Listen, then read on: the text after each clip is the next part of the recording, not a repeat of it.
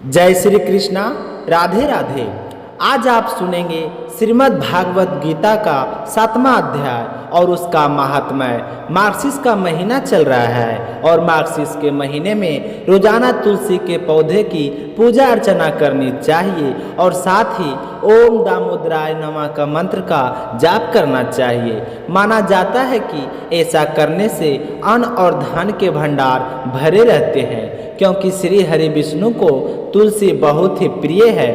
अगर उनके भोग में तुलसी के पत्ते शामिल नहीं किए जाएं तो पूजा अधूरी ही मानी जाती है। इस पौधे में धन की देवी माता लक्ष्मी का वास माना जाता है और भगवान श्री कृष्ण श्री हरि विष्णु के ही अवतार हैं। इसलिए आर्थिक तंगी से छुटकारा पाने के लिए रोजाना विधि पूर्वक तुलसी के पौधे की पूजा जरूर करनी चाहिए, क्योंकि मार्गशीर्ष का महीना भगवान श्री कृष्ण कन्हैया को समर्पित है। मार्गशीर्ष के महीने में कार्तिक माह की तरह ब्रह्म मुहूर्त में उठें और सबसे पहले स्नान करके अपने देवी देवताओं का आग्रहण करते हुए अपने मंगल जीवन की कामना करें और उसके बाद उगते हुए सूरज को अर्घ देना चाहिए। जो भी व्यक्ति सुबह सूर्योदय से पहले उठकर स्नान करता है और उन उगते हुए सूरज को अर्घ देता है, उसे समाज में खूब मान सम्मान मिलता है और जो भी कार्य करें उसमें उस पर विजय होता है। मार्गशीर्ष महीने में श्रद्धा अनुसार दान पुण्य भी करना चाहिए। इस महीने में गर्म कपड़े कंबल बांटने से सुख सौभाग्य की वृद्धि होती है और अन्न धन की कभी भी कमी नहीं आती है। तो अब सुनते हैं आज की कथा। सबसे पहले गणेश जी भगवान की बोलिए गणेश गजानंद की जय हो। एक समय की बात है, श्री गणेश जी भगवान गंगा किनारे तपस्या कर रहे थे। इसी समय तुलसी ने विवाह की इच्छा से तीर्थ यात्रा पर प्रस्थान किया। देवी तुलसी सारे तीर्थ स्थलों पर भ्रमण करते हुए उसी गंगा तट पर पहुंचे गए जहां गणेश जी भगवान तपस्या में लीन थे। गंगा तट पर देवी तुलसी ने देखा कि गणेश जी भगवान तपस्या कर रहे हैं, तो उस समय गणेश जी रत्न जरत सिंहासन पर विराजमान थे। उनके समस्त अंगों पर चंदन लगा हुआ था। उनके गले में परिजात पुष्पों के साथ स्वर्ण मणि आदि अनेक हार पहने हुए थे। उनके कमर में अत्यंत कोमल रेशम का पीता लिपटा हुआ था। तुलसी श्री गणेश को देखकर इस रूप में मोहित हो गई। उनके मन में गणेश जी से विवाह करने की इच्छा जागृत हो गई, तो तुलसी ने विवाह की इच्छा से गणेश जी का ध्यान भंग कर दिया और गणेश जी ने तुलसी से कहा कि तपस्या भंग करना अशुभ होता है और तुमने मेरी तपस्या भंग क्यों की? तो तुलसी कहने लगी कि मैं तुमसे विवाह करना चाहती हूँ। तो गणेश जी भगवान बोले कि मैं तो ब्रह्मचारी हूँ और आपके विवाह के प्रस्ताव को नामंजूर करता हूँ। तो इस तरह गणेश जी भगवान के मना करने पर तुलसी बहुत ही दुखी हुई और आवेश में आकर श्री गणेश से कहने लगी कि तुम तो क्या तुम्हारे तो 2 विवाह होंगे। तो तुलसी द्वारा इस तरह के वचन सुनकर गणेश जी भगवान को भी गुस्सा आ गया। तो गणेश जी भगवान क्रोधित होकर कहने लगे कि तुलसी तुम्हारा विवाह भी एक असुर से होगा। एक रानी की पत्नी होने का श्राप सुनकर तुलसी ने श्री गणेश जी से माफ़ी मांगी। तब गणेश जी भगवान ने तुलसी से कहा कि तुम्हारा विवाह शंखचूर नामक राक्षस से होगा, किंतु फिर भी तुम भगवान विष्णु और श्री कृष्ण को प्रिय होने के साथ साथ कलयुग में जगत के लिए जीवन और मोक्ष देने वाली होगी। पर मेरी पूजा में तुलसी चढ़ाना अशुभ होगा। तभी से कहा जाता है कि भगवान श्री गणेश जी की पूजा में तुलसी वर्जित है। अब अगली कहानी सुनेंगे देव ऋषि नारद और श्री कृष्ण भगवान की। एक समय की बात है कि देव ऋषि नारद नारायण नारायण करते हुए द्वारकाधीश के दरबार में पहुंच गए। उन्हें देखकर श्री कृष्ण बहुत ही प्रसन्न हुए और कहने लगे कि देव ऋषि आपका द्वारका में खूब स्वागत है।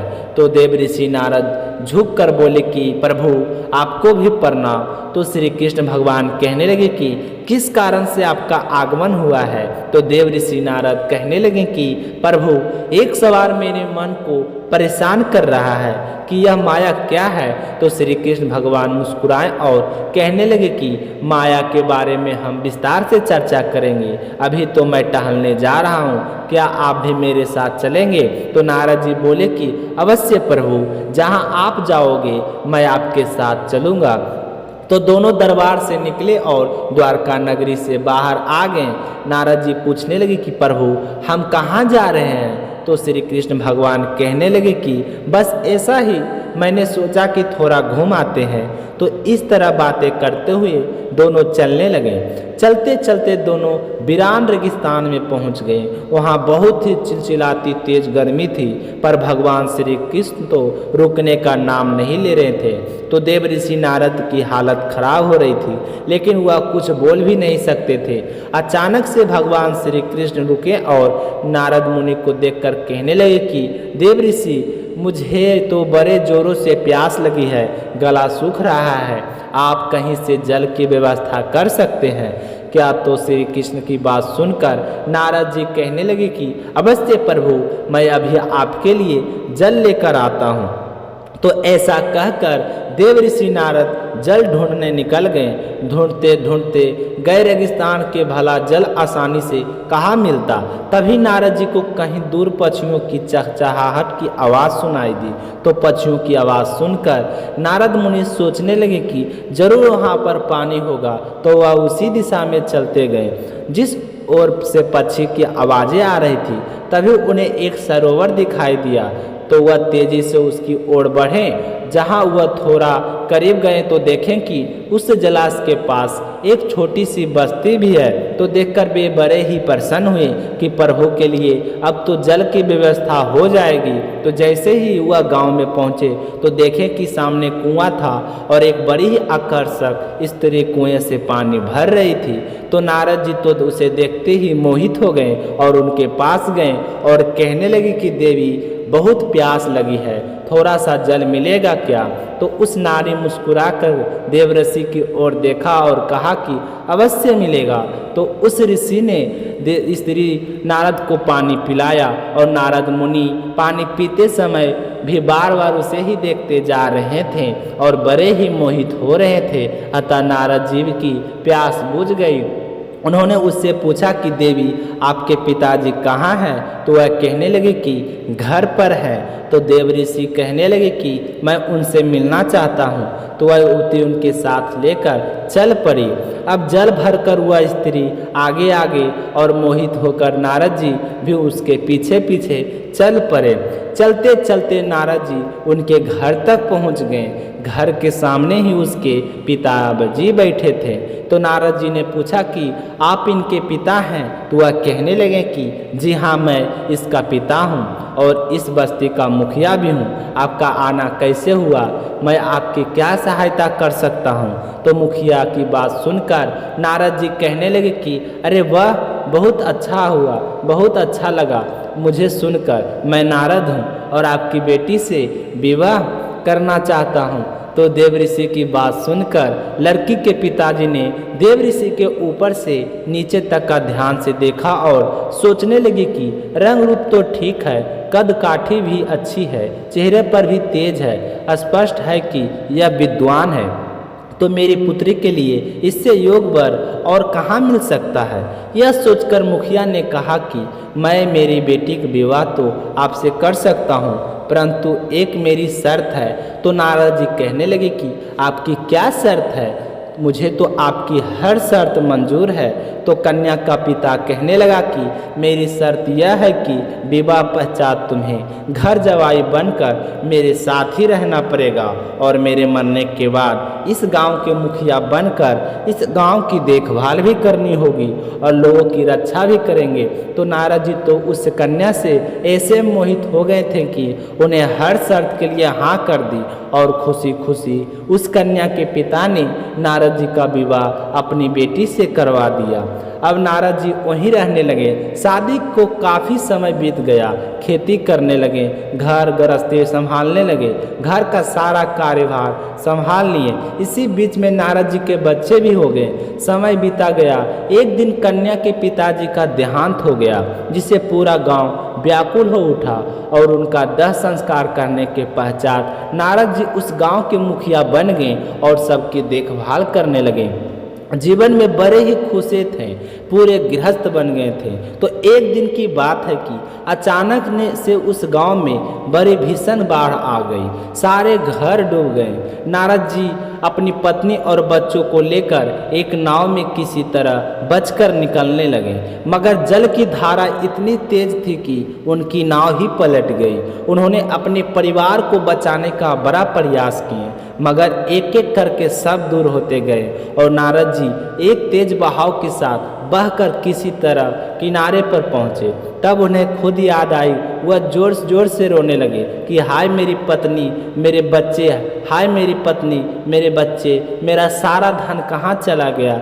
हे प्रभु, मेरे साथ क्या हुआ? ऐसा नहीं होना चाहिए था। मैं इतनी सुखी था, आपने जीवन में आपने ऐसा क्यों कर दिया मेरे साथ। तभी नारद मुनि को अचानक किसी की आवाज़ सुनाई दी कि नारद, नारद। देवरी से नारद, क्या कर रहे हो आप? वहाँ से इस तरह खड़े होकर रो क्यों रहे हो? यहाँ आइए, प्यास से मेरा गला सूखा जा रहा है। कितनी देर लगा दी, जल लेकर नहीं आए। कब गए थे? पानी लेकर यहाँ नहीं आए। मेरे पास क्या बात है, मुझे बताओ। तो देव ऋषि को आह्वान हुआ कि श्री कृष्ण मुझे आवाज़ दे रहे हैं। तो आवाज़ वाली दिशा में बढ़े और थोड़ी दूर चलने के बाद वह श्री कृष्ण के पास पहुंच गए। तो भगवान श्री कृष्ण मुस्कुरा रहे थे और नारद जी को देखते ही कहने लगे कि नारद, आप तो मेरे लिए जल लेने गए थे, किंतु गायब कहाँ हो गए और जल कहाँ है? तो नारद जी रोते रोते बोले कि प्रभु, मेरी पत्नी, मेरे बच्चे और मेरा सारा कमाया हुआ धन बाढ़ में बह गया है। कृपया करके उनकी रक्षा कीजिए। मुझे मेरी पत्नी और बच्चे बहुत ही प्रिय हैं। अब मैं उनके बिना जीवित कैसे रहूँगा? तो श्री कृष्ण भगवान कहने लगे कि देव ऋषि नारद, होश में आइए। आपको क्या हो गया है? आपका विवाह कहाँ हुआ है और आपके बच्चे कब हो गए? अरे प्रभु, अभी तो गया था मैं उधर, वहीं मेरा विवाह हुआ था और बच्चे भी हो गए। तो श्री कृष्ण भगवान हंसने लगे और कहने लगे कि देव ऋषि, इसी को माया कहते हैं। आप मुझसे दूर होकर माया जाल में फंस गए थे। मैं आपको कितना भी समझाता, आप इस तरह से नहीं समझ पाते। जिस तरह आज समझ कर आए हैं, यही माया है, यही माया का पास है। चलो अब वापस द्वारका चलते हैं। तो देव ऋषि नारद को सब कुछ समझ आ गया था और वह सर झुकाकर भगवान श्री कृष्ण के पीछे पीछे द्वारका की ओर चल पड़े। यह जीवन का सब मोह माया है, इसके अंदर हमें मोह माया को छोड़कर अच्छे कर्म करने चाहिए। बोलिए कान्हा कृष्ण कन्हैया की जय हो। अब सुनते हैं श्रीमद् भागवत गीता का 7वां अध्याय और उसका महात्म। श्रद्धा भाव से सुनते रहिएगा। बोलिए श्री कृष्ण कन्हैया की जय हो। श्री कृष्ण भगवान कहने लगे कि हे पार्थ, मुझे मेरे मन में लगाकर मेरे ही आश्रय होकर योगभास करते हुए मेरे स्वरूप यह संशय रहित पूर्ण ज्ञान होगा, सो ध्यान पूर्वक सुनो। विज्ञान के सहित वह पूर्ण ज्ञान मैं तुम्हें सुनाता हूँ, जिसके जानने से तुमको इस लोक में और कुछ भी जानना शेष नहीं रहेगा। सहस्त्र मनुष्य में कोई एक सिद्धि प्राप्ति के लिए यत्न करता है और उन्हीं यत्न करने वाले सिद्धों में से भी कोई मुझे ठीक से जान नहीं पाता है। पृथ्वी, जल, अग्नि, वायु, आकाश, मन, बुद्धि और अहंकार का 8 प्रकार की मेरी प्राकृतिक है। यह मेरी ही माया है। इस प्राकृति को जड़ कहते हैं और हे मायावहो, इसकी दूसरी प्रकृति चेतना है, जिससे संपूर्ण जगत धारण किया है। इन दोनों प्रकृतियों में से सब प्राणी मात्र उत्पन्न होते हैं। ऐसा जानो, यह प्रकृति यहाँ हमसे उत्पन्न हुई है और हर प्राकृतिक जगत की उत्पत्ति और प्रबल के कारण मैं ही हूँ।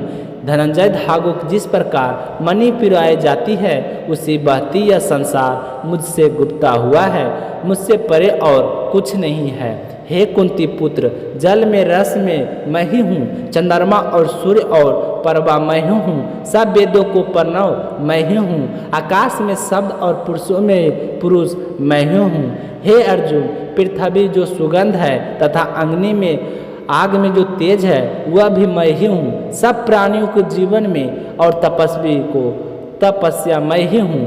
हे पार्थ, संपूर्ण प्राणियों में सनातन बीज रूप मुझको ही जानना, बुद्धिमानों में बुद्धि रूप और तेजस्वी हूँ, तेज मैं ही हूँ। हे भारत, काम रोग रहित बलवान पुरुष बल और पुरुषों में धर्म और विरोध जानने वाला काम मैं ही हूँ।